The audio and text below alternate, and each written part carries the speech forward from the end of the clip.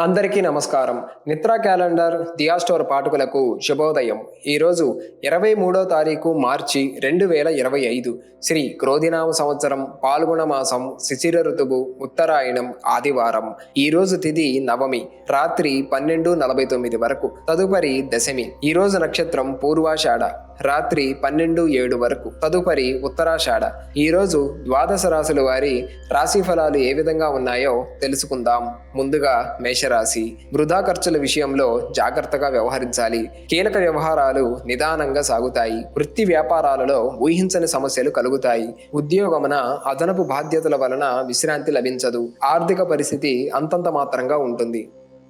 తదుపరి వృషభ రాశి. ఆకస్మిక ధన లాభ సూచనలు ఉన్నవి. పాత మిత్రులతో వివాదాలను పరిష్కారం అవుతాయి. ఉద్యోగులకు పదోన్నతులు పెరుగుతాయి. నిరుద్యోగ ప్రయత్నాలు ఫలిస్తాయి. అవసరానికి ధన సహాయం అందుతుంది. చేపట్టిన వ్యవహారాలు సకాలంలో పూర్తి చేస్తారు.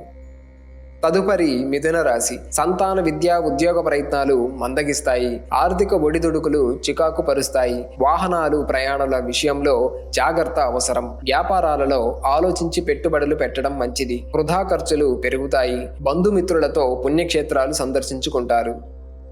తదుపరి కర్కాటక రాశి. దీర్ఘకాలిక అనారోగ్యాల సమస్యల నుండి ఉపశమనం పొందుతారు. నూతన కార్యక్రమాలకు శ్రీకారం చుడతారు. వృత్తి వ్యాపారాలలో ఆశించిన లాభాలు అందుతాయి. ఆర్థిక పరిస్థితి ఆశాజనకంగా ఉంటుంది. ముఖ్యమైన వ్యవహారాలలో జీవిత భాగస్వామి సలహాలు తీసుకొని ముందుకు సాగడం మంచిది.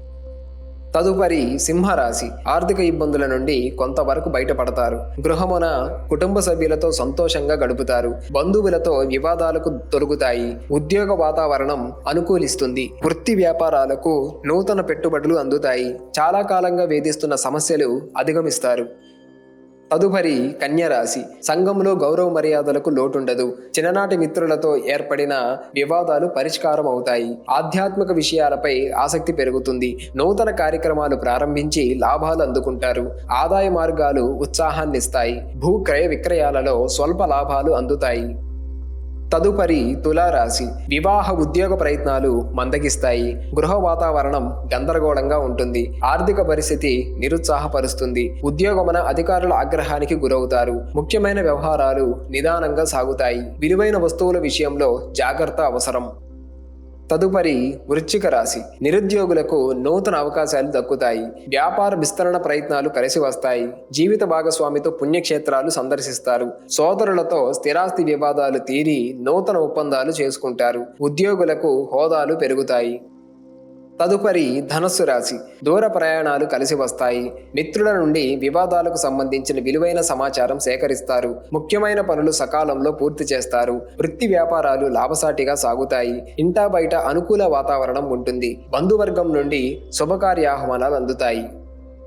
తదుపరి మకర రాశి. మీ ఆలోచనలు కుటుంబ సభ్యులకు నచ్చే విధంగా ఉండవు. భాగస్వామ్య వ్యాపారాలు అంతంత మాత్రంగా సాగుతాయి. ఆకస్మిక ప్రయాణ సూచనలు ఉన్నవి. సంతాన ఆరోగ్య విషయంలో జాగ్రత్త అవసరం. దైవ సేవా కార్యక్రమాలలో పాల్గొంటారు. సోదరులతో చిన్నపాటి వివాదాలు కలుగుతాయి.